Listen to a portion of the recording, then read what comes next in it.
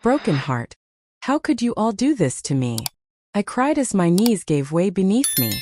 My own children, the very ones I had raised with love and sacrifice, were standing in front of me, cold-faced, their eyes avoiding mine.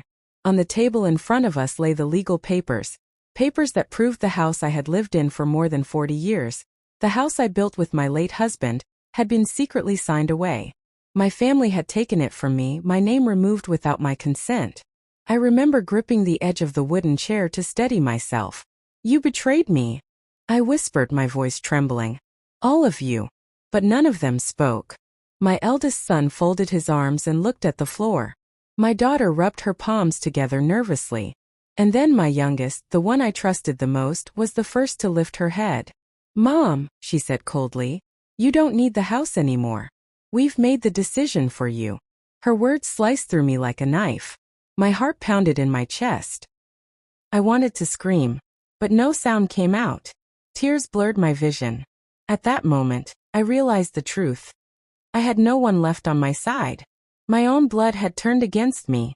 And then, just as I tried to rise to my feet, the lawyer at the table cleared his throat, pushed the papers toward me, and said something that made my entire body go numb.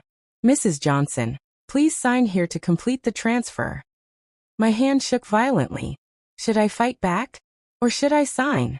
I looked at my children one by one, searching for even a flicker of love in their eyes. But what I saw was greed. Cold, merciless greed. And just as I picked up the pen with trembling fingers, something unexpected happened. Cliffhanger. Now, before I take you deeper into this painful story, let me pause here and introduce myself properly. My name is Margaret Johnson. I'm 72 years old, and I am speaking to you from Atlanta, Georgia, USA. Please, before we continue, make sure you subscribe, like this story, and click the notification button so you won't miss the next parts of this journey. And tell me, from which part of the country are you watching from? Drop it in the comments. I'd love to know. Alright, let's go back to the beginning, so you understand how everything came to this heartbreaking moment. It all started years ago, long before betrayal knocked on my door. I was a young woman once, full of dreams, standing beside my late husband, William. Together, we built a life from nothing. He was a factory worker, and I worked as a schoolteacher. We didn't have much, but we had love, and that love was enough to keep us going. We bought a small plot of land in Atlanta when I was 28. The house we built wasn't fancy, but it was ours. We poured our sweat and tears into it. I remember painting the walls while my children, just toddlers then, ran around with brushes, smearing paint all over themselves. We laughed until our stomachs hurt. That house became more than bricks and wood. It held memories, birthdays, graduations, and even funerals. It was where I said goodbye to William when cancer took him too soon. I thought my children understood how much it meant to me. But as they grew older, something changed. First, it was small things. Arguments about money, jealousy between siblings, cold shoulders at family gatherings. I brushed it off, believing that family fights always heal with time. How wrong I was. I had 3 children. Michael, the eldest, Sarah, my only daughter, and David, the youngest. Michael was always ambitious, hungry for success. Sarah was my helper, sweet and dependable, or so I thought. And David, my baby, was the one I spoiled. The one I believed would never turn against me. Years passed. Michael became a businessman, Sarah a nurse, and David struggled. He could never keep a job for long. I often gave him money to survive, thinking I was helping. Maybe I was only feeding his weakness. Looking back now, maybe the signs were there. The whispers behind my back. The family meetings I was never invited to. The documents they asked me to sign for the good of the family, but wouldn't explain clearly. I trusted them because they were my children. I never imagined they would betray me. But betrayal always comes silently, like a thief in the night. The first real shock came one Sunday afternoon. I was in the kitchen making peach cobbler, my late husband's favorite. The doorbell rang, and when I opened it, there stood Michael and Sarah. Their faces were serious. "Mom, we need to talk," Michael said. I wiped my hands on my apron and smiled, thinking it was just another family matter. But when they sat me down at the table, I noticed the folder in Michael's hand. "Mom," Sarah began softly, We think you should start considering your future. You're getting older, and we want to make sure you're taken care of." I chuckled nervously. Taken care of?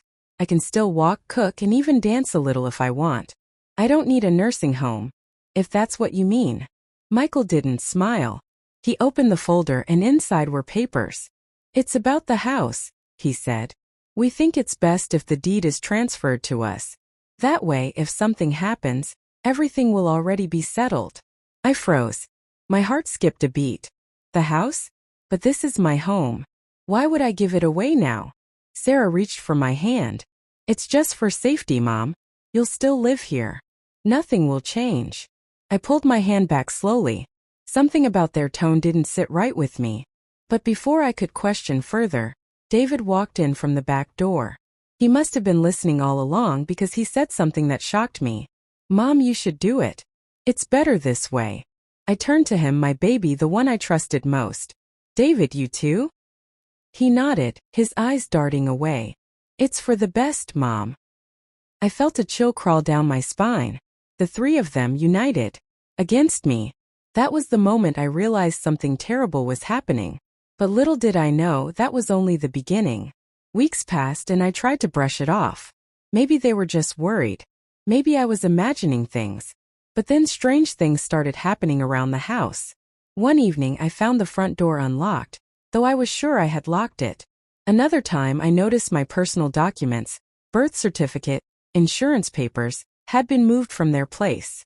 And once I woke up to find Michael sitting in the living room at 2 a.m., claiming he had come to check on me. It didn't feel like care. It felt like surveillance. Then came the letter. A white envelope slid under my door. Inside was a notice from the bank. My mortgage, paid off years ago, was suddenly listed as active again. My name wasn't even on the records anymore. Someone had tampered with it. My hand shook as I read it. That's when I knew. My family was plotting something bigger than I could imagine. And I was right. Because one evening they gathered me at the table, placed the final set of documents before me, and demanded my signature. "Sign it, Mom," Michael said firmly. When I refused, David raised his voice for the first time in his life. "Stop being selfish. We're your children. Don't you trust us?" Selfish. That word broke me. After all the sacrifices, the nights I went hungry to feed them, the jobs I worked to pay their school fees, selfish? Tears welled in my eyes. But I stood my ground. "No. This house is my blood, my sweat, my memories. I will not give it away." The room grew cold. And then Sarah leaned forward and whispered words that made my heart drop to my feet. "If you don't sign, Mom, we'll make sure you regret it." The words echoed in my ears long after Sarah said them. "If you don't sign, Mom will make sure you regret it." I stared at her, my mouth open, but no words came out. This was my daughter. The same little girl who once crawled into my bed after a nightmare, begging me to hold her. Now she was threatening me over the very home she grew up in. I wanted to believe she didn't mean it. That maybe it was just frustration speaking. But the look in her eyes told me otherwise. It wasn't frustration. It was determination. My chest tightened, and I felt my heartbeat pounding against my ribs. "What do you mean by that, Sarah?" I asked quietly, trying to keep my voice steady. She didn't answer. Michael cleared his throat and pushed the papers closer. "Mom, don't make this harder than it needs to be. We're just thinking about the future." I shook my head firmly. "No. My answer is no." For a long moment, silence filled the room. No one moved. I thought maybe, just maybe, they would let it go. But then David slammed his fist on the table so hard the teacups rattled. "Why can't you ever listen?" he shouted. "Why do you always have to be stubborn?" I flinched at his tone. My David. My baby. He had never raised his voice to me before. It felt like a dagger to the heart. I rose slowly from my chair. My knees trembled, but I held my ground. Because this is my home. And no matter what you say or do, I will not give it up. I walked away, leaving them at the table. My legs felt weak, but I forced myself to climb the stairs. Once inside my bedroom, I locked the door and collapsed onto the bed. I cried that night until my pillow was soaked with tears. The people I loved most in this world had turned against me. And for what? Money. Property? Security? But in my heart, I knew the truth. It wasn't about security. It was about greed. The days that followed were eerily quiet. Too quiet. My children stopped visiting as often, but when they did, they spoke to me with cold politeness like strangers. At first, I thought maybe the storm had passed. Maybe they had realized how wrong they were. But then small things started happening again. I would find my kitchen cabinets rearranged, as though someone had been searching for something. My phone would ring late at night, but when I answered, no one spoke. I even caught sight of Sarah's car parked outside the house at midnight, headlights off, engine silent. Fear began to creep into my bones. I stopped sleeping properly. I double-checked my locks every night. But no matter what I did, I couldn't shake the feeling that they were plotting behind my back. Then one Sunday I went to church as usual. I sat in the second pew, my Bible resting on my lap, but I couldn't concentrate on the sermon. My mind kept drifting back to Sarah's words. "We'll make sure you regret it." When the service ended, my old friend Martha noticed the worry on my face.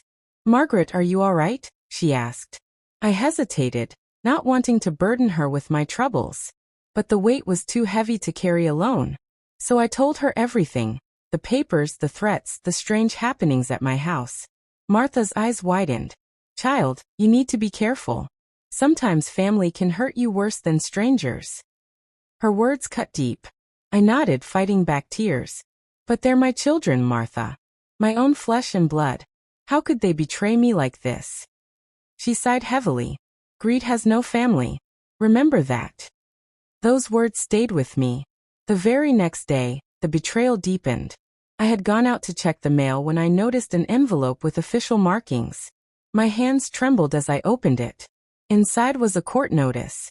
According to the papers, a petition had been filed against me, by my own children, claiming I was unfit to handle my own finances and property. They were trying to declare me incompetent. I nearly dropped the letter right there on the porch. My legs buckled and I had to grip the railing to keep from falling. Unfit? Me? After everything I had done for them? I rushed back inside, locked the door, and read every line carefully. It was true. They had taken legal steps to strip me of my rights. I felt my world crumbling. The betrayal was no longer just words or threats. It was action. They were determined to take everything from me, my home, my dignity, even my freedom. I pressed the letter to my chest and sobbed. Why, Lord? Why would my own children do this to me? That night I sat in the dark living room, unable to eat, unable to rest. My mind replayed every memory of raising them, holding Michael's hand as he took his first steps, braiding Sarah's hair before school, rocking David to sleep when he had fevers. Every sacrifice, every sleepless night, every prayer I whispered over them. It all felt wasted. I thought of what Martha had said. Greed has no family. And in that moment, something inside me shifted. I realized I couldn't just sit back and let them destroy me. I had to fight back. But before I could even plan my next move, another storm hit. The very next morning, I woke up to the sound of voices outside my window. I peeked through the curtains and saw Michael and David in the driveway, speaking in low, urgent tones. I opened the window slightly to hear better. "We need to speed this up," Michael was saying. "If she refuses again, we'll have no choice." David nodded. "I know. But what if she tells someone?" Michael's face hardened. "Then we'll make sure she can't." My blood ran cold. I stumbled back from the window, my heart pounding like a drum. What did he mean by that? Make sure I can't? Were they planning to silence me forever? My knees weakened, and I grabbed the edge of my dresser to stop myself from collapsing. Make sure she can't. The words spun around in my head like a storm. My own sons were outside, whispering about silencing me. For a moment, I thought I was losing my mind, that maybe I had misheard them. But the look on Michael's face was too sharp, too serious, too cold. I pressed my hand over my mouth to stop a scream from escaping. My body shook like a leaf in the wind. They weren't just trying to take my house anymore. They were planning something far darker. Slowly, I backed away from the window, careful not to make any noise.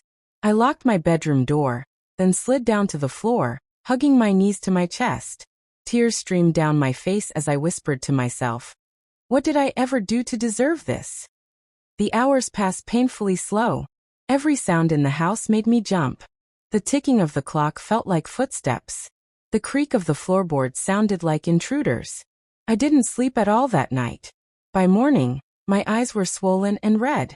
My body felt weak, but my mind raced. I knew I had to act. But who would believe me? My own children were respected in the community. Michael was a businessman, Sarah a nurse. David always played the role of the innocent youngest. If I told anyone, would they think I was just an old woman losing her mind? I remembered the court papers, the petition claiming I was unfit. Maybe that was part of their plan. If I tried to tell someone, they could twist it against me. See, they'd say. She's paranoid. She's confused.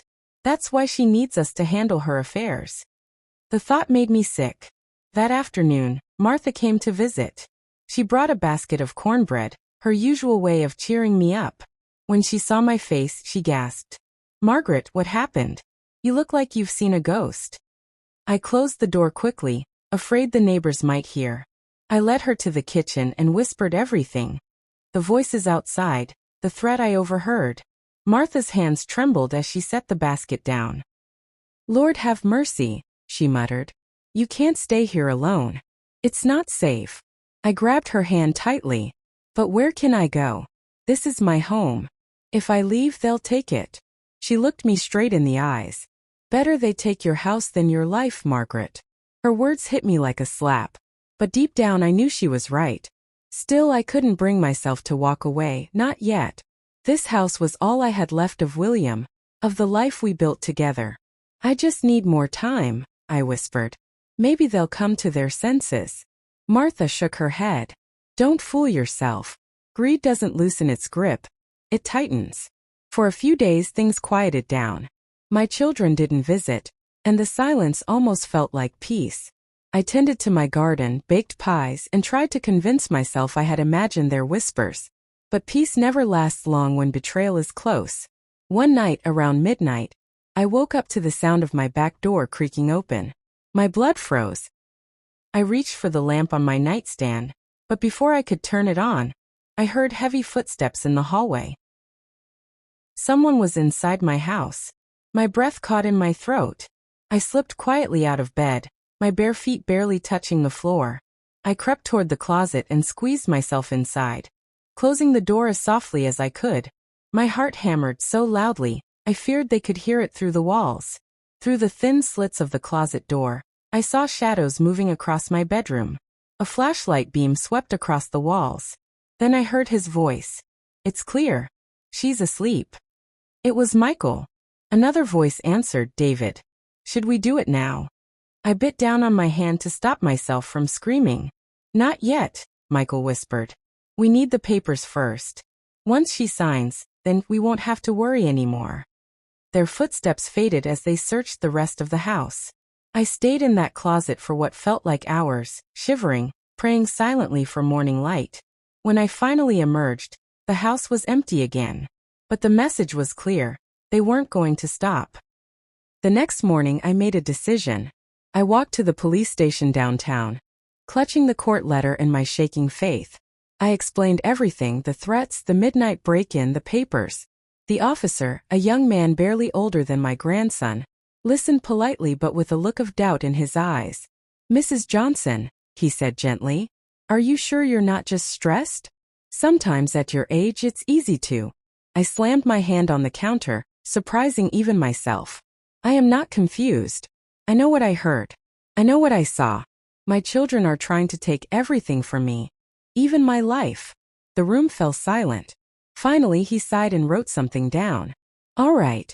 I'll file a report. But without proof, there's not much we can do." My body turned to ice at Sarah's words. "Once she's gone." Gone.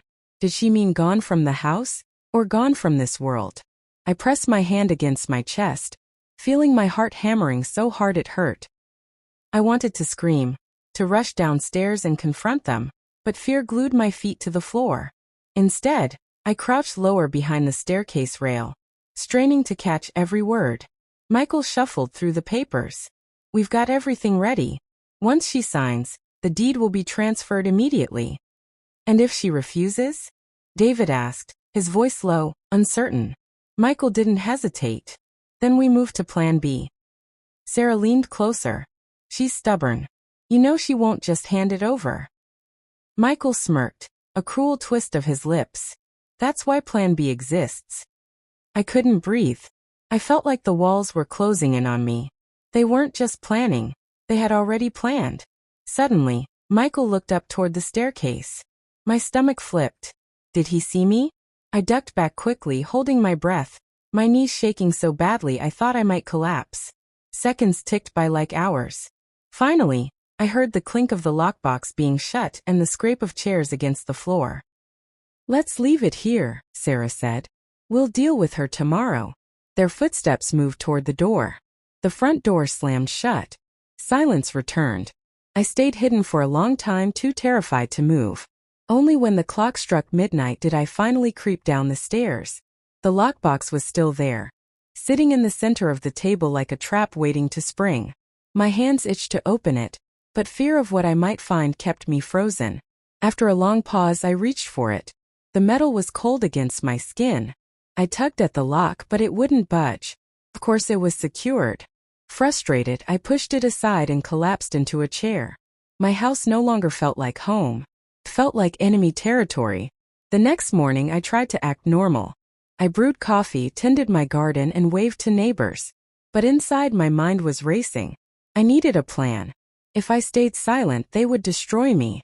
If I spoke too soon, they'd call me paranoid. By noon, I decided to confide in Martha again.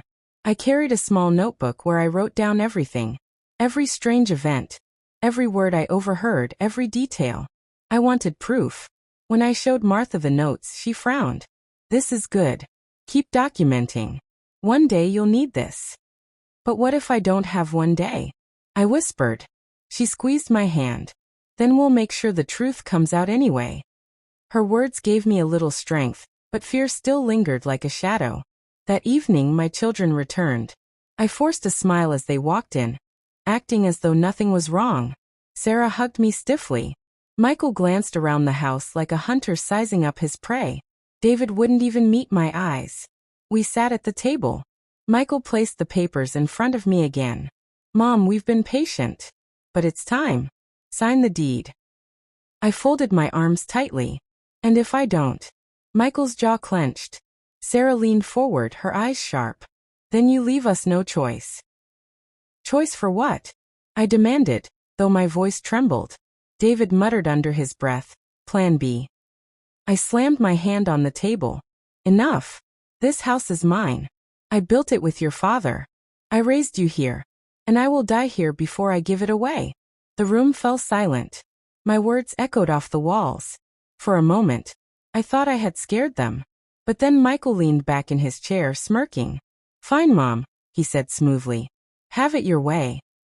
They gathered their things and walked out, leaving me alone with my racing heart. But just as the door closed, I heard Sarah's whisper to David.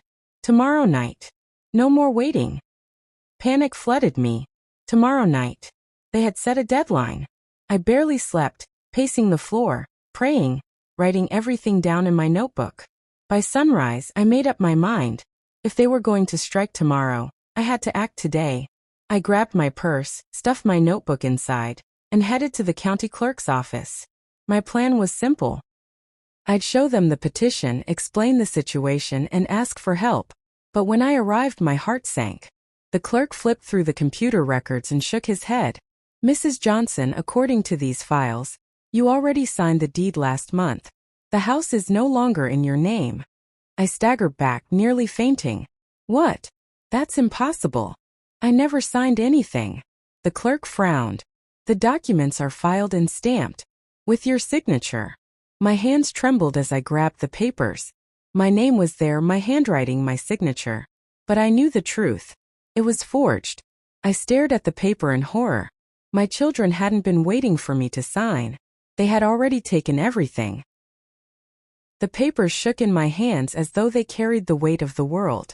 My name stared back at me, bold and clear, written in a script that looked exactly like mine. But it wasn't mine. I never signed those papers. How could this be? I stammered, my voice barely above a whisper. The clerk looked at me with pity, like one looks at a confused old woman. I'm sorry, Mom. Everything looks official. If you want to dispute it, you'll need a lawyer. But this, he tapped the paper, is legally binding now. My legs went weak. I gripped the counter to keep from collapsing. A lawyer? I didn't have money for lawyers. My entire life savings had gone into this house that no longer belonged to me. I stumbled out of the office into the hot Georgia sun, my vision blurry with tears. People walked past me, busy with their own lives, not knowing that my whole world had just been ripped away. By the time I reached home, anger had joined my sorrow. How dare they? How dare my own children steal the very roof over my head? And to think they smiled in my face, called me Mom, while planning this betrayal behind my back. I sat at the dining table, staring at the lockbox they had left behind. My fear turned into fury. If they had forged my signature, then the evidence had to be here. Somewhere inside that box lay the truth. I ran my fingers over the lock. It was sturdy but not unbreakable. I grabbed a hammer from the kitchen drawer, took a deep breath and brought it down hard. Bang! The lock snapped. My hands trembled as I lifted the lid. Inside were stacks of documents neatly arranged. Deeds, bank papers, even my personal medical records. And then at the very bottom I saw it, several sheets of paper with my signature copied again and again, as if they had practiced until it looked perfect. I covered my mouth to stop a scream. My own children had forged me out of existence. For the rest of the day, I sat at the table, poring over the evidence. Every line I read made my heart ache deeper. They hadn't just stolen my house. They were after everything. My savings, my insurance, even the little inheritance I had planned to leave for my grandchildren. And then I saw something that froze me completely. A document labeled, Power of Attorney. It was signed, again forged, giving Michael complete control over my finances, health decisions, and property. According to the papers, I wasn't even allowed to make choices for myself anymore. Tears blurred my vision. My children had stripped me of everything, my freedom, my dignity, my future. For a long time, I sat in silence, staring at the papers spread across the table. My mind was spinning. How could I fight this? Who would believe me? But then, in the midst of my despair, a memory came to me. My husband William's voice, soft but firm. Margaret, don't ever let anyone take what's yours without a fight. I wiped my tears and sat up straight. Maybe I was old. Maybe I didn't have money or power. But I had the truth. And I had to find a way to use it. That evening, when the sun dipped low and shadows stretched across the walls, I heard the sound of tires crunching in the driveway. My children were back. I quickly gathered the papers, stuffed them into my purse, and hid the broken lockbox in the pantry. My hands shook as I stood by the stove, pretending to stir a pot of soup. The front door creaked open. Michael walked in first, followed by Sarah and David. Their eyes swept the room, sharp and suspicious. Mom, Michael said smoothly, we need to talk. I forced a smile. Of course. What about? Sarah's eyes narrowed. You went to the clerk's office today, didn't you? My heart skipped a beat. What makes you say that? Michael's lips curved into a thin smile. Because they called me. I'm listed as your guardian now. They said you caused a scene. I gripped the wooden spoon tighter to hide my trembling. I just wanted to check the records. Is that a crime? David muttered. You shouldn't have done that, Mom. I turned sharply toward him. And you shouldn't have stolen from me. The room fell silent. The air grew heavy. For the first time I let my anger pour out. You forged my name. You took my house. You even signed away my freedom. After all I've done for you, this is how you repay me. Michael's smile faded. His eyes turned cold as ice. Be careful what you say, Mom. People might start thinking you're unstable. Unstable? I spat. I'm not the one sneaking into houses at night and forging signatures like a criminal. Sarah stepped forward, her voice low and threatening. You're making this harder on yourself. Why don't you just accept it? You're old. You can't handle things anymore. Let us take care of it. Take care of it? I laughed bitterly. You mean take care of me? The tension in the room was thick enough to choke on. I could see it in their eyes. They were no longer my children. They were strangers. Strangers who wanted me out of the way. I stood tall, gripping my purse tightly. I don't care what lies you've told or what papers you've forged. I will fight you. I will fight with every breath in my body. Michael's jaw tightened. He leaned in close, his voice like venom. Then you'd better be ready, Mom, because the fight starts tonight. The room went silent after Michael's words, yet the silence was louder than any scream. I could hear my heartbeat thundering in my ears. My own son had just declared war on me, and he wasn't joking. I tightened my grip on my purse, the one holding the stolen papers I had uncovered. If they knew what was inside, they'd rip it from me without hesitation. So I kept my arm pressed against it, pretending it was just another bag of old lady things. Mom, Sarah said softly, too softly, don't make this worse. Just cooperate. I turned to her, my eyes blazing. You call this cooperation? Forging my name? Robbing me blind? Threatening me under my own roof? If you want this house so badly, you'll have to kill me first. David shifted uneasily. His eyes flickered between Michael and Sarah, then landed on me. For the briefest moment, I thought I saw guilt in his gaze. But just as quickly, it disappeared. Michael smirked. If that's the way you want it, Mom, then so be it. He turned and motioned for Sarah and David to follow him. As they left, he paused at the door, looked back at me, and said something that froze the blood in my veins. Don't bother locking the doors tonight. Locks won't stop us. The door slammed shut. As soon as they were gone, I collapsed into the chair, my whole body trembling. My home no longer felt safe. Every wall felt like it was closing in on me. Every shadow hiding danger. I knew one thing for certain. I couldn't stay here tonight. Not after Michael's threat. But where could I go? I thought of Martha. She'd open her door without question. But if my children found out, would they drag her into this mess? I couldn't risk her safety. Then it struck me I didn't need to run. Not yet. I needed proof. Proof strong enough that no court, no lawyer, no policeman could dismiss. So I set a trap. I searched through drawers and closets until I found it. An old camcorder William had given me years ago. It was dusty, but it still worked. I set it up on the top bookshelf in the living room, angled perfectly toward the dining table. Then I placed one of the forged documents back on the table as bait. If my children came tonight like they promised, maybe, just maybe, I'd catch them red-handed. As the hours passed, I sat in the dark, every creak and groan of the house making me jump. Midnight came. Then 1 o'clock. Then 2. Nothing. My eyelids grew heavy, and at some point I must have dozed off in the chair. But suddenly a noise jolted me awake. Click.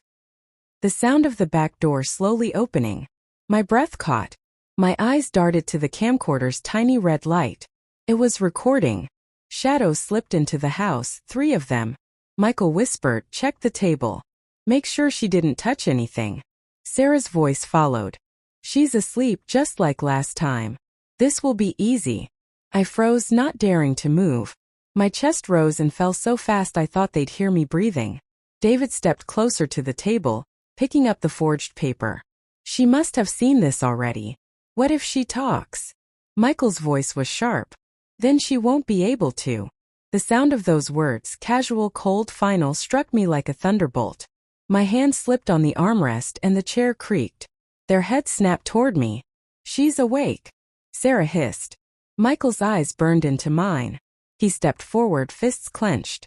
You should have stayed asleep, Mom. I leapt from the chair, clutching my purse to my chest, and bolted up the stairs.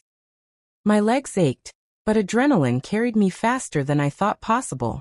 Behind me, I heard them thundering up after me. Get her. Michael barked. I darted into my bedroom, slammed the door, and locked it. My chest heaved as I pressed my back against it, praying the old would hold. Bang!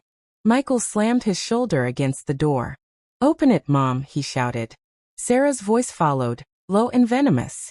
Don't make us break it down. My hands shook as I fumbled with my phone, dialing 911. But just as I pressed the call button, the doorframe cracked. 911, what is your emergency? The operator's calm voice filled the room, but I could barely hear over the pounding on my door. My children. I screamed, my voice trembling. They're trying to break down my bedroom door. Please, please send someone quickly. Stay on the line with me, ma'am, the operator replied. What's your address? I rattled it off, choking on sobs as the door shook under another violent slam. Bang! Michael's furious voice bellowed through the wood. Mom, hang up that phone. You're making a mistake you'll regret. I clutched the phone tighter. They forged papers, they stole my house, they want to kill me. Please hurry. Units are on the way, the operator assured me. Stay in the room if you can. Do not open the door. But the door wouldn't last. The frame was already splintering, pieces of wood flying onto the carpet. I looked around frantically, searching for something, anything, to defend myself. My eyes landed on William's old baseball bat leaning in the corner. I snatched it up just as the lock gave way with a sickening crack. The door burst open. Michael stormed in, his eyes wild with fury. Sarah and David hovered behind him, their faces pale and twisted with rage. You think the cops will save you? Michael growled, stepping closer. You think anyone's going to believe the ranting of an old woman? I raised the bat, my arms trembling but firm. Stay back. Don't you dare take another step. For a moment, the three of them hesitated. Maybe it was the sight of me, their mother, cornered and desperate but still ready to fight. Or maybe it was the faint wail of sirens in the distance, growing louder by the second. Sarah's face twisted in panic. Michael, the police. We can't be here when they arrive. But Michael didn't back down.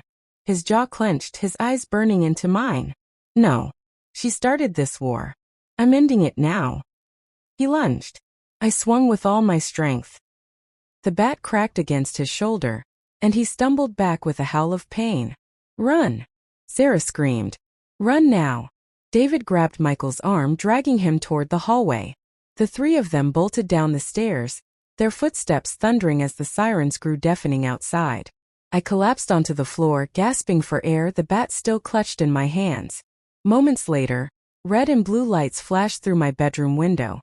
The officers stormed inside, their voices commanding and sharp. Police! Show yourselves! But my children were already gone. The back door hung open, swinging in the night breeze. Two officers rushed up the stairs and found me trembling on the floor. Ma'am, are you all right? One asked gently. They tried to kill me. I whispered, tears streaking my face. My own children. The officer's expression hardened. Don't worry. We'll get a statement and make sure you're safe tonight. You're not alone in this. But deep down I knew the truth. My children weren't done with me. Not by a long shot. The next morning I sat at the police station clutching my purse. The camcorder tape was inside, still recording the proof I needed. The officers asked me questions, their pens scratching across notepads, but I could tell from their looks that they doubted me. Mrs. Parker, one of them said, forgery cases are hard to prove without witnesses. And claiming your own children tried to kill you. Well, that's a serious accusation. I slammed my hand on the table, my voice fierce. Serious? They broke into my house last night. They nearly busted down my door. Check the lock, check the damage. The younger officer shifted uncomfortably. We did, ma'am. But without them here, without clear evidence, it's your word against theirs. My chest tightened. My children had been careful. Too careful. But then I remembered. The camera, I whispered. My hands flew to my purse, pulling out the camcorder. It recorded everything. Their voices. Their faces. All of it. The officers exchanged glances. One of them took the camcorder, plugging it into the station's computer. We sat in silence as the video played. Michael's voice filled the room. Check the table. Make sure she didn't touch anything. Sarah. She's asleep just like last time. This will be easy. Then David. What if she talks? And finally Michael's chilling reply. Then she won't be able to. The room fell silent. The officers' pens froze mid-scratch. One of them muttered. Well, I guess this just became very real. I leaned back in the chair, relief and fear crashing through me all at once. Relief that someone finally believed me. Fear because I knew this fight was only beginning. Because if my children were willing to go this far, what would they do next when they realized I had evidence strong enough to destroy them? I sat in that cold police station, my heart pounding as the officers replayed the video again and again. Each time Michael's voice growled. Then she won't be able to. My stomach twisted. My children weren't just greedy. They were predators. The officer in charge, Sergeant Miller, leaned across the table. His voice was steady, but I could see the concern in his eyes. Mrs. Parker, this recording is strong evidence. We'll open a case immediately. But I need you to understand something. People who commit fraud and forgery don't usually stop when they're exposed. They get desperate. Desperate. The word clung to me like a shadow. Do you mean, I whispered, they'll come back for me? He didn't answer directly. Instead, he slid a card across the table. Stay somewhere safe tonight. A friend, a church, anywhere but your house. We'll put a patrol car near your street, but don't take chances. By the time I left the station, the sun was setting. The world outside seemed normal. Kids rode bicycles, neighbors watered their lawns. But for me, everything was different. My children were out there somewhere, watching, waiting. I drove home with trembling hands, praying I wouldn't see their car in the driveway. The patrol cruiser was already parked down the block, its presence a small comfort. But when I stepped inside the house, I knew something was wrong. The air felt heavy, too still. I set my purse down slowly, listening. Then I saw it. The photo frame on the mantel, the one holding William's smiling face, had been turned backward. Someone had been here. I ran to the kitchen, checking the back door. The lock was intact. The windows were shut. But on the counter lay a folded piece of paper. My heart nearly stopped when I opened it. Inside, written in Michael's familiar handwriting, were just 4 words. This isn't over, Mom. My hands shook so badly I almost dropped the note. They had been in my house, while I was at the police station. And the patrol car hadn't seen a thing. That night, I couldn't sleep. Every creak of the floorboards, every rustle of the trees outside, made my skin crawl. I sat in William's old armchair, clutching the bat, my eyes darting to the windows. Sometime after midnight, headlights swept across the walls. I stiffened. The patrol car slowly rolled past, pausing just long enough for me to breathe again. But then behind the cruiser, another car lingered. Dark. Silent. My blood ran cold. I crept to the window, pulling the curtain back just an inch. The car was parked across the street, engine off, lights out. I couldn't see who was inside. But I knew. I knew it was them. For nearly an hour, the car sat there. Watching. Waiting. Finally, it pulled away, vanishing into the night. But the damage was done. I understood their message. They weren't giving up. They were circling, like wolves waiting for the right moment to strike. The next morning, Sergeant Miller called. Mrs. Parker, I have news. We've put warrants out for your children's arrest. But they're not at their homes. Neighbors say they left last night. I gripped the phone so hard my knuckles turned white. They were here, I whispered. At my house. They left me a note. Silence on the other end. Then the officer sighed. That means they know the walls are closing in. And that makes them unpredictable. Unpredictable. Desperate. Dangerous. I hung up and sat at the table, staring at the note again. I thought of the children I once rocked to sleep. The little hands that once clung to mine. The voices that once called me mommy. Now those same children were hunting me. And then, as if the universe wanted to prove my fear true, I heard it. The unmistakable sound of glass shattering downstairs. I froze, the bat slipping from my hand. The sound of breaking glass ripped through the house like thunder. My whole body froze, my breath caught in my throat. I knew what it meant. They were inside. Slowly I bent down, gripping the baseball bat again, my hands slick with sweat. My heart was hammering so hard I thought it would burst through my chest. I could hear them moving downstairs, shuffling footsteps, whispered voices. Check the kitchen, Michael hissed. She's probably upstairs. My knees nearly buckled. He was right. I pressed my back against the wall and forced myself to breathe silently, straining to catch every sound. Sarah's voice floated up next. Michael, we don't have time.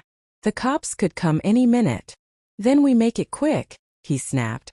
She has the recording. If we don't get rid of her, we lose everything. Every word cut through me like a blade. My own children were plotting my death in my house. I tightened my grip on the bat, whispering to myself, stay strong, Margaret. Stay strong. The creak of the stairs echoed in the darkness. Step by step they were coming up. I could hear Michael's heavy breathing, Sarah's nervous huff, and David's hesitant footsteps. Part of me wanted to scream out the window for the patrol car. But another part knew it was too late. If I made a sound now, they'd rush me before I could even open my mouth. So I crept into the hallway, bat raised, every nerve in my body alive with fear. The shadows stretched long across the floor as Michael's head appeared at the top of the stairs. His eyes scanned the hallway, sharp and hunting. "Mom!" he called softly, his tone mocking. "Why don't you stop hiding? This is embarrassing." I pressed myself into the corner, silent as stone. He stepped forward, his figure looming larger. Sarah followed close behind, clutching something shiny in her hand. A knife. My chest seized. She was carrying a knife. David trailed last, his eyes darting around nervously. "Michael, maybe we should." "Shut up," Michael hissed. They were almost past me now, heading toward my bedroom. My chance. Summoning every ounce of courage left in me, I swung the bat with all my strength. Crack. The bat struck Michael's back. He roared in pain, stumbling forward onto his knees. Sarah screamed, dropping the knife. "Get her!" Michael shouted through gritted teeth. Sarah lunged, clawing at my arm. I swung again wildly, the bat connecting with her shoulder. She yelped, falling against the wall. David froze, his face pale, his body trembling. "Stop. Please stop." But Michael wasn't stopping. He scrambled up, his eyes burning with pure rage. "You'll pay for that, old woman." He charged at me, his hands outstretched like claws. I swung again. This time he caught the bat midair, yanking it from my hands. The wood clattered to the floor. For a split second, I thought it was over. Then red and blue lights exploded through the windows. "Police! Drop your weapons!" The hallway lit up with blinding flashlights. Officers stormed up the stairs, guns drawn. Michael froze, the bat still in his hands. Sarah raised her hands, sobbing. David backed against the wall, shaking like a leaf. "Down on the ground," the officers barked. Within seconds, my children were surrounded, forced to their knees. The handcuffs clicked, sharp and final. I stumbled back against the wall, tears flooding my eyes. Relief and heartbreak tangled inside me until I could barely breathe. They were caught. My babies. My betrayers. As the officers led them down the stairs, Michael twisted his head toward me. His voice was low, venom dripping from every word. "This isn't the end, Mom. You hear me? This isn't over." The day of the trial came faster than I could have imagined. The courthouse loomed large before me, its stone walls cold and intimidating. I clutched William's old Bible in one hand and the evidence folder in the other. My knees felt weak, but my spirit was stronger than ever. As I walked through the doors, people turned to look. Some pitied me, others whispered, "That's the woman whose children betrayed her." Inside, the courtroom buzzed with tension. My children sat together at the defense table, dressed neatly in suits, their hands cuffed until the guards unlocked them. Michael kept his chin high. His eyes locked on me with venom. Sarah's face was pale, tear-streaked. David stared down at the table, refusing to meet my gaze. "Court is now in session," the judge announced. I took my seat at the witness stand, my heart hammering. When they asked me to raise my right hand and swear to tell the truth, I lifted it firmly. My voice didn't shake. "Ido."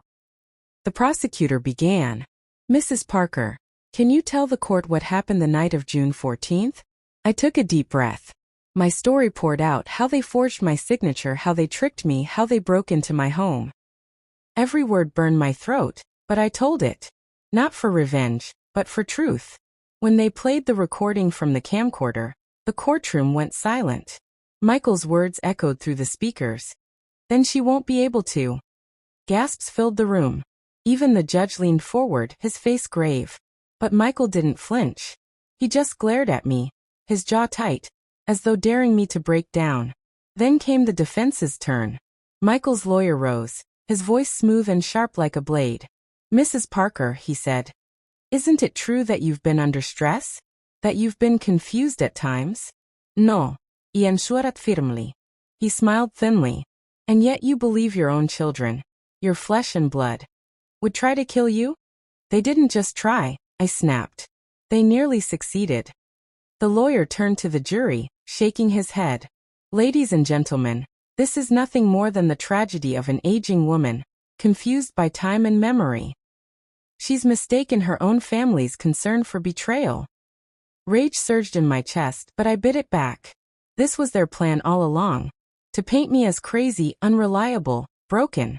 But I wasn't broken. Your Honor, the prosecutor interjected. We'd like to call one more witness. The doors opened. And in walked Martha. My heart leapt. She walked straight to the stand, her cane clicking on the floor. Her voice was steady as she testified. I saw them that night. I saw her children lurking outside her house before the police came. I warned her something wasn't right. I know what I saw. Michael's face darkened. Sarah began to cry. David covered his face with his hands. Piece by piece, the truth unfolded. The forged papers. The attempted break-in. The threats. The video. My testimony. Martha's witness account. By the time the closing statements were made, the jury's faces told the story. They knew. They believed me. The judge's gavel struck the desk like thunder. Guilty. Michael slammed his fist on the table, roaring, "This isn't justice," before guards dragged him away. Sarah sobbed uncontrollably. David whispered something I couldn't hear. As they were let out in chains, my tears finally fell, not of sorrow, but of release. That night, I sat in my quiet home, the walls still scarred from the battle. For the first time in years, the house felt like mine again. Safe. But safety didn't erase the wound. My children's betrayal would never leave me. I looked at William's photo on the mantel and whispered, "I fought, just like you said. I didn't let them win." And then, turning to the camera I'd set up to record my story, I smiled faintly, my voice trembling but strong. The word guilty still echoed in my ears as the courtroom emptied that day. For the first time in months, I felt like I could breathe. Justice had been served. My children were going to prison, and the nightmare was finally over. Or so I thought. Life after the trial wasn't simple. My neighbors looked at me differently, some with sympathy, some with judgment. "Poor woman," they whispered.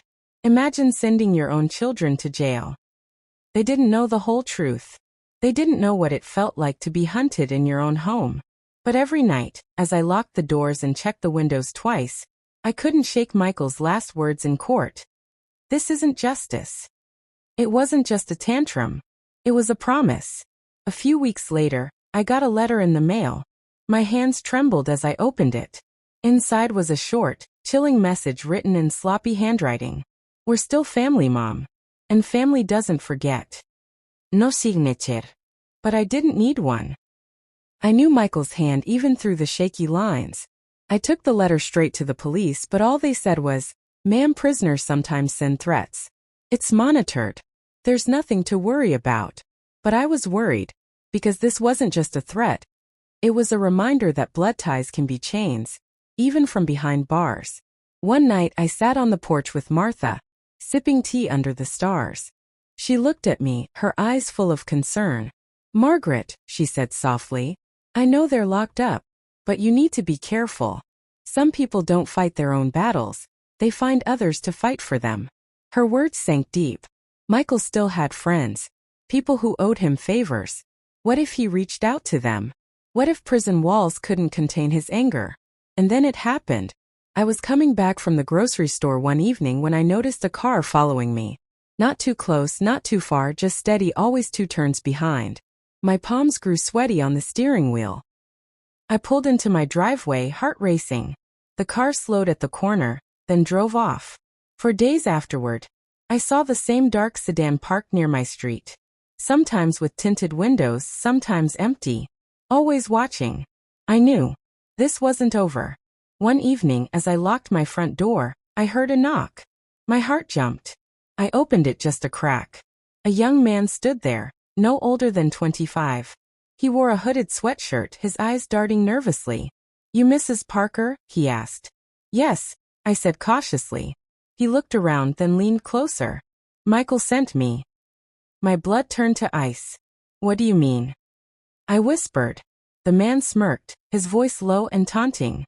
He says prison can't hold family, and he's got people on the outside. You should be ready." Before I could reply, he turned and walked into the night, leaving me trembling in the doorway. I closed the door, locked it, and pressed my back against the wood, tears filling my eyes. The trial was over. The verdict was given. But the war wasn't finished. Because betrayal doesn't always die behind bars. Sometimes it spreads like poison, finding new ways to seep back into your life. I didn't sleep that night. Every creak of the house, every gust of wind against the window, felt like footsteps coming for me. The young man's words replayed over and over in my mind. "Michael sent me. He's got people on the outside."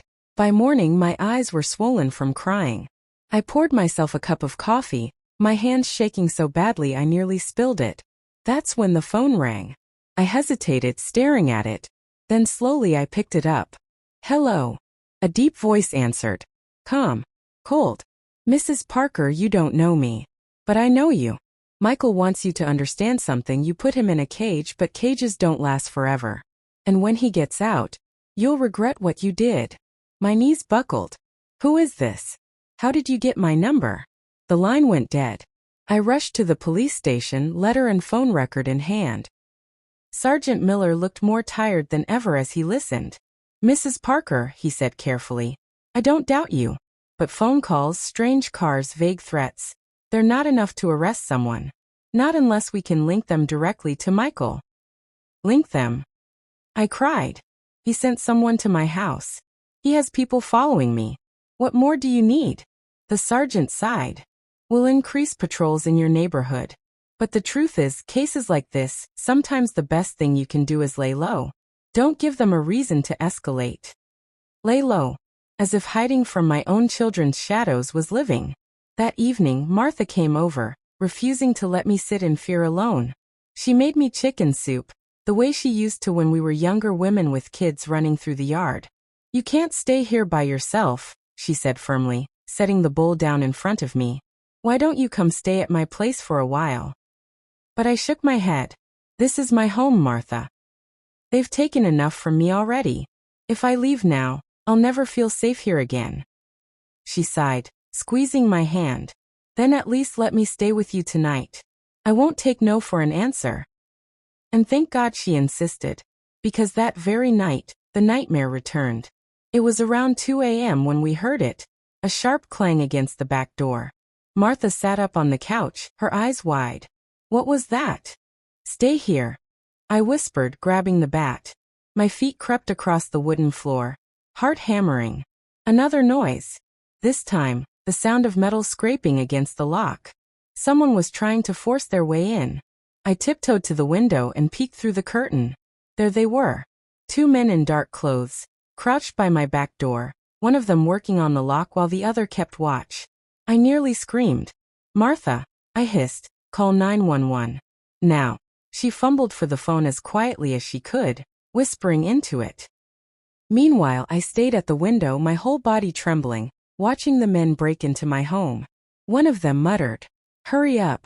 Michael said she keeps everything in here." Michael. Always Michael. Even from prison, his hand was reaching into my life. The lock finally clicked open. The door creaked. They were inside. Martha grabbed my hand, whispering, "Upstairs, go." We ran up the staircase just as the men's footsteps entered the kitchen. My heart was racing so fast I thought it would explode. From the darkness below, one of them called out in a low, mocking tone, "Mrs. Parker." The man's voice echoed through the darkness of my home, sending chills down my spine. "We don't want to hurt you. Just come downstairs nice and easy, and maybe this won't get ugly." Martha squeezed my hand so tight I thought she might break it. We crouched in the upstairs hallway closet, the door barely cracked open. I could hear their boots against the hardwood floor, slow and deliberate. "Kitchen's clear," one of them muttered. "Check the living room." They were searching, room by room, getting closer. My breath caught in my throat. My heart was pounding so loud I was sure they could hear it. Martha leaned close to my ear and whispered, "The police, they're coming. Just stay quiet." But every minute felt like an hour. The intruders moved into the dining room. Glass clinked as they knocked something over. One of them laughed quietly. She's gotta be here. Michael said she wouldn't run. She's too stubborn. That word stubborn cut me deep. Michael knew me too well. He was right. I hadn't left my home. I had refused to let them chase me out. And now here I was cornered like prey. The floor creaked.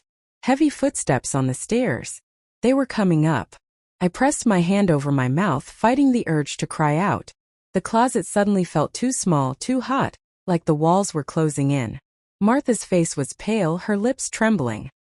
One of the men called out again, his tone sharper this time. Don't make us tear this place apart, Mrs. Parker. You know what Michael wants. Give it to us and we'll leave. What Michael wanted. My mind raced. Did he mean the money I had saved? The documents from the house? Or was it something else? Something I didn't even realize I had? The footsteps stopped right outside the hallway. A flashlight beam swept across the walls. Check the rooms, one of them ordered. Doors opened. Slammed shut. One by one. Closer. Closer. Finally, the beam of light paused on the closet door. My stomach dropped. A shadow moved closer. The doorknob rattled once, twice, then began to turn. Martha's hand clutched mine, both of us frozen in terror. And then bang! The sound of a door crashing open downstairs. Shouting voices filled the house. Police! Hands where we can see them! Chaos exploded. The intruders cursed, their footsteps pounding as they bolted toward the stairs. I could hear the police yelling, boots thundering, the sound of bodies colliding. A struggle. Martha flung the closet door open, pulling me out. We stood in the hallway, trembling, as the noise raged below. And then silence. A voice called up the stairs. Mrs. Parker? It's safe now. You can come down. We descended the steps slowly, clinging to each other. The two intruders were face down on the floor, handcuffed, police standing over them. Sergeant Miller looked up at me, his face grim. You were right, Mrs. Parker. Michael's still pulling strings from prison. I nodded, tears running down my cheeks. He won't stop. Not until he destroys me. Miller placed a hand on my shoulder. Then we're going to make sure he doesn't get the chance. But deep down, I knew this wasn't over. Michael was behind bars, but his reach was long. Too long. And if he could send men into my home once, he could do it again. The next morning, my house felt different. Not like a home anymore, but like a battlefield. Broken glass littered the kitchen floor where the intruders had knocked over a vase. The back door was splintered, the lock hanging useless. Martha stood by the window, arms crossed tight over her chest. Margaret, you can't stay here anymore. This isn't safe. What if the police hadn't come in time? I shook my head. If I leave, Martha, I'm giving Michael exactly what he wants. He wants me scared. He wants me broken. Martha sighed, her voice softening. But what does he really want? Why risk sending people after you? He's in prison, he can't even use whatever it is himself. Her words stayed with me long after she left. What did he want? Later that day, Sergeant Miller stopped by. He looked more serious than I had ever seen him. He laid a folder on my kitchen table and said, Mrs. Parker, we've been digging into Michael's prison calls. We think we finally know why he's targeting you. I leaned forward, my heart pounding. Tell me. Miller opened the folder. Inside were transcripts of monitored calls. Words circled in red ink. One line read, She still has the papers. Without them, we're nothing. Another. If Mom won't hand them over, we'll make her. I frowned, confused. Papers? What papers? Miller met my eyes. Did your husband leave behind any documents when he passed? Property deeds, financial records, anything like that? And then it hit me. In the attic, there was an old metal box. Inside were the original deeds to our farmland in Georgia, a property worth more than I had realized. My husband had left it to me, not the children. Michael wanted the land. I hurried upstairs, Miller following close behind. Dust filled the air as I dragged the box out from under a pile of blankets. The lock clicked open, and inside, just as I remembered, were the papers, yellowed with age but still intact. Miller flipped through them and whistled. This land could be worth hundreds of thousands, maybe more.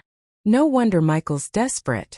I clutched the papers to my chest, tears welling in my eyes. So this is it.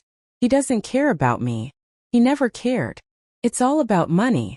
Miller's jaw tightened. We'll secure these. Keep them somewhere safe. Michael can't get his hands on them if they're locked in evidence. But as I handed the papers over, a wave of dread washed over me. Michael wasn't stupid.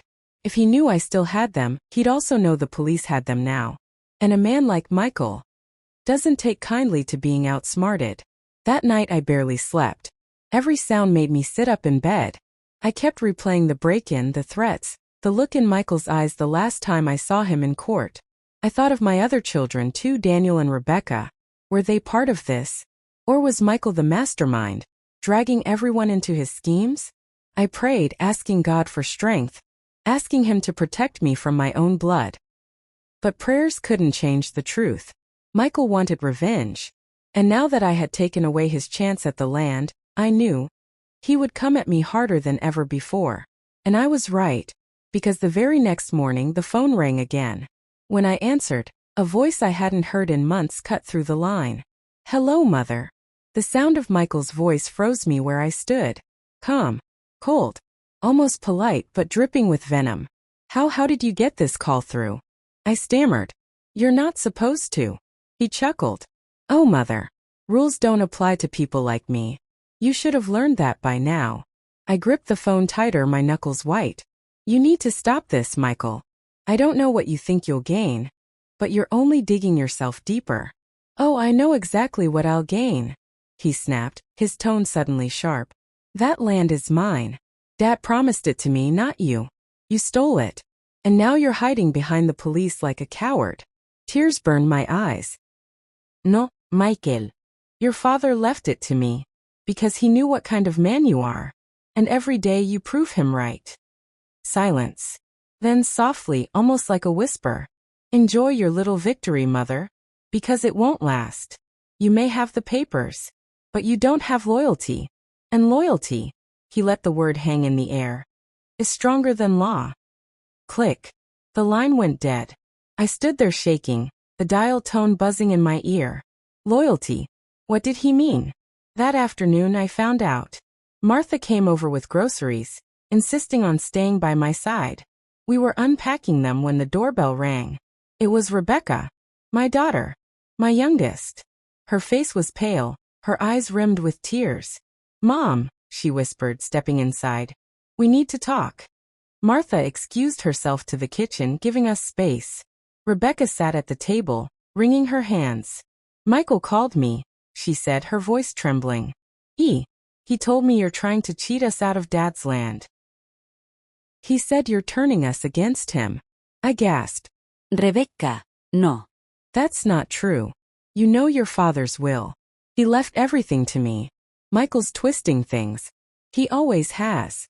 She bit her lip, tears spilling down her cheeks. "I want to believe you, Mom, but he sounded so convincing. He said he'd protect us. He said you only care about yourself." I reached across the table, grabbing her hands. "Rebecca, listen to me. Michael doesn't care about protecting anyone. He only cares about control. About money. Please don't let him poison you." But the doubt in her eyes broke my heart. That night I lay awake thinking about Michael's words. You don't have loyalty. And he was right. Rebecca was slipping away. Daniel hadn't spoken to me in weeks. Michael was pulling their strings from behind bars, turning my own blood against me. I wasn't just fighting him anymore. I was fighting the loyalty of my family, the very thing that was supposed to keep us together. And then came the breaking point. The next morning, when I went to my front yard to get the paper, I stopped dead in my tracks. Spray painted across my garage door in big, red letters were the words. The word glared back at me in angry red paint, "Traitor." My knees nearly gave out. I gripped the railing of the porch just to keep standing. The neighborhood was waking up. A few of my neighbors stopped to stare, whispering among themselves. Some shook their heads in pity. Others just turned away.